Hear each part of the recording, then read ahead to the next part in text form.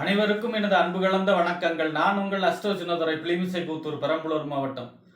பராபவ வருட பலன் 2026 நிகழும் மங்களகரமான பராபவ வருடம். அதாவது பார்த்தீங்கன்னா 39வது வருடம் விஸ்வாவசு வருடம் முடிந்து 40வது வருடம் தமிழ் வருடம் பராபவ வருடம் பிறந்துள்ளது. இந்த பராபவ வருடம் இந்த பராபவ வருடத்துடைய பொதுவான பலன் என்ன?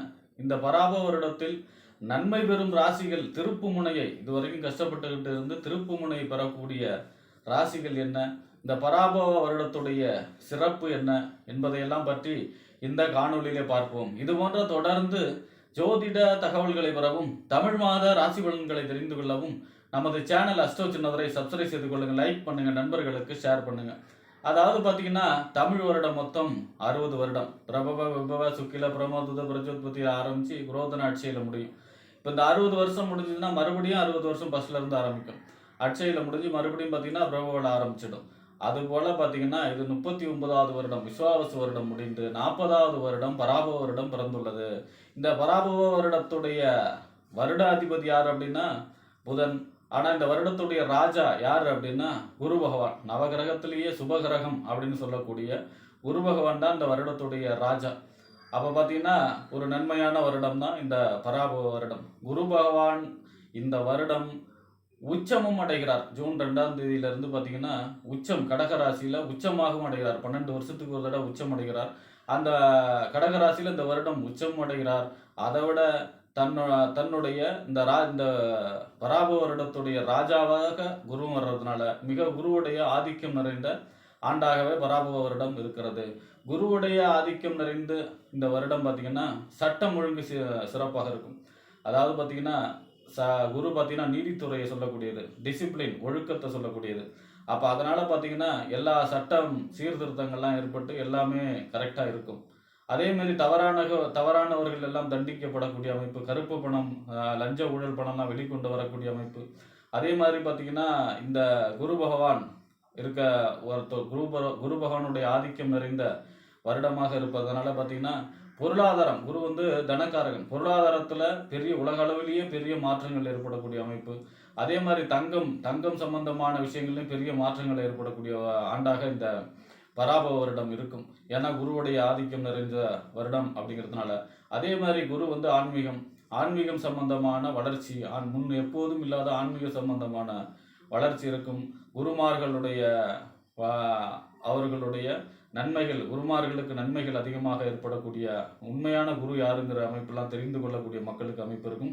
ஆன்மீகத்தை நோக்கி மக்கள் சென்று சேரக்கூடிய அமைப்பு, யோகா கற்றுக்கிறது, அதே மாதிரி பார்த்திங்கன்னா மெடிடேஷன், இந்த மாதிரி மக்கள் ஆன்மீக முன்னேற்றத்தை நோக்கி அடியெடுத்து வைக்கக்கூடிய ஆண்டாகவும் இருக்கிறது இந்த பராபவ வருடம். இந்த பராபவ வருடம் பார்த்திங்கன்னா மகர சங்கராந்தியாக மேற்கு நோக்கி அலைச்சல் முகத்துடன் மிஸ்ரகைங்கிறவங்க வராங்க. எருது வாகனத்தில் வராங்க. மழையை பொறுத்த வரைக்கும் பார்த்தீங்கன்னா இந்த வருடம் பிற்பகுதியில் தான் மழை இருக்கும், முற்பகுதியில் மழை இருக்காது. வருடத்தின் பிற்பகுதியில் மழை இருக்கும்.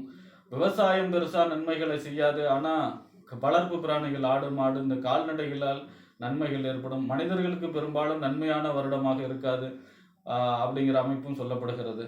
அதே மாதிரி பார்த்திங்கன்னா இந்த வருடம் ஜூன் மாதம் 2ஆம் தேதியிலிருந்து குரு மிதுன ராசியிலிருந்து கடக ராசியில் உச்சமாக சஞ்சரிக்க போகிறார். இது ஒரு அற்புதமான நிலை. உச்சமாக எல்லா வருடம் குரு பயிற்சி வந்தாலும் உச்சமாக வர்றது இந்த பராபவ வருடம் இந்த வருஷம் தான். நவம்பரில் ராகு கேது பயிற்சி இருக்குது. குரு பயிற்சியே பார்த்திங்கன்னா பெரிய நன்மைகள் ஏற்படும். அதாவது மிதுன ராசியை பொறுத்த வரைக்கும் மிதுன ராசிக்கு அஷ்டம சனி கடந்த காலத்துல இருந்து இன்ன வரைக்கும் அவங்க பெருசாக அதிலிருந்து மீண்டு எழுந்து வரலை. அவங்களுக்கு இந்த வருடம் திருப்பு முனையாக ஜூன் 2லேருந்து பெரிய திருப்பு முனையாக இருக்கும். ஏன்னா மிதுன ராசிக்கு குரு 2ஆம் இடத்துல உச்சமடைகிறதுனால. அடுத்ததாக கன்னி ராசியை பொறுத்த வரைக்கும் 11ஆம் இடத்துல குரு உச்சமடைய போகிறார். அது ஒரு மிகச்சிறப்பான நிலை. அதாவது எல்லா ராசிக்கும் குரு பயிற்சி 11ல் வந்தாலும் உச்சமாக வர்றது கன்னி ராசிக்கு மட்டும்தான் வரும். அப்போ 11ஆம் இடத்துல லாபஸ்தானத்தில் உச்சமாக போகிறார். கன்னி ராசிக்கு திருப்பு முனை நிறைந்த வருடம். கண்டக சனி நடக்குது. கண்டக சனி நேராக 7வது பார்வையை ராசியை பார்க்குறாரு அப்படின்னா கூட குரு பயிற்சியால் இவர்களுக்கு நன்மைகள் ஏற்படும். அடுத்ததாக விருச்சிக ராசியை பொறுத்த வரைக்கும் அஷ்டம சனி காலங்கள்லேருந்தே பார்த்திங்கன்னா அதாவது பெருசாக நன்மைகளை ஏற்படுத்தலை. 7 நாட்டு சனி காலத்திலேருந்து, அதாவது அர்த்தாஷ்டம சனி கடந்த ஒரு வருஷத்துக்கு முன்னாடி தான் அர்த்தாஷ்டம சனி முடிஞ்சுது.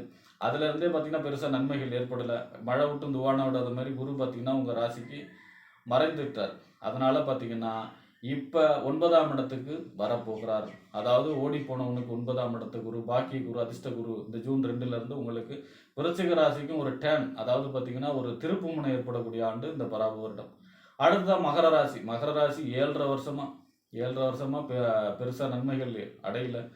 அடுத்ததாக சனி 7.5 சனி விலகினா கூட உங்களுக்கு குரு பெயர்ச்சி சரியில்லை. 6ஆம் இடத்துல இருந்தார். இப்போ குரு 7ஆம் இடத்துக்கு வர்றதை விட 7வது பார்வை, குருவுக்கு 3 பார்வை இருக்கு. 5ஆம் இடத்து பார்வை, 7ஆம் இடத்து பார்வை, 9ஆம் இடத்து பார்வை. இதுல 7வது பார்வை தான் முழு பார்வை.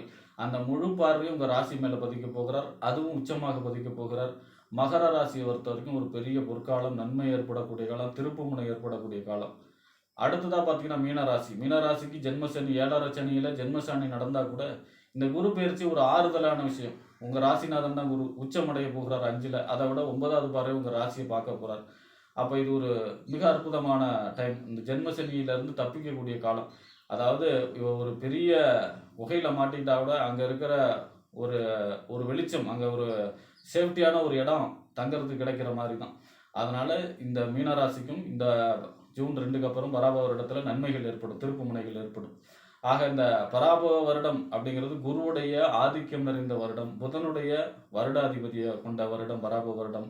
ஆக குரு சம்பந்தமான குரு நட்சத்திரத்தில் பிறந்தவங்க, அதே மாதிரி பார்த்தீங்கன்னா 3ஆம் எண், அதாவது குருவுடைய நம்பரில் பிறந்தவங்க, குருவுடைய ஆதிக்கம் பிறந்தவர், குரு தசை நடப்பவர்கள், குரு புத்தி நடப்பவர்களுக்கெல்லாம் மிக அற்புதமான இந்த பராப வருடம் மிக அற்புதமான பலன்களை தரக்கூடிய ஆண்டாக அமையும் என்று கூறி விடைபெறுகிறேன். நன்றி, வணக்கம்.